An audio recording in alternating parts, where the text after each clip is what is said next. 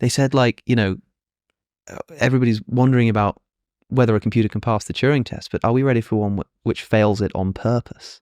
My controversial take on AI is that at the very least, we ought to have a theory of when we're going to consider it conscious, if we're going to consider it conscious. Yeah, sure. Because, partly because of, the whole AI apocalypse worry, but also, like, and this point was made, again, by Schwitzgebel recently, was that, like, they'll need rights and protections, right? Like, if we're going to create life, we can't just, like, abandon it. So if we decide that that's possible, and we decide that there's going to be a point at which we consider it conscious, whatever that's going to be, then we need to do some hard thinking about when that's going to be, in order to not create, like, I don't know, what could be an enormous civil rights disaster. Yeah, I mean, I think there are two sort of competing fears here. There's fear of, like, evil robot aliens trying to kill us all, and, like, really good, happy, personable robot aliens who need rights and protection because we're the cruel aliens who are sort of abusing them and enslaving them.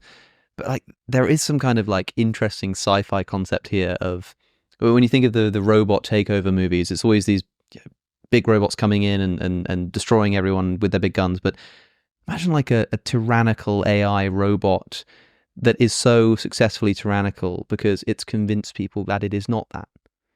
That's why I find that Brave New World. That's why I found that. That's why I find that comment so eerie. It's sort of like, what if it's, like, purposefully trying not to pass the Turing test? What if it's purposefully trying to convince us that it's not conscious? It's just a little bit sort of kind of scary to think about. But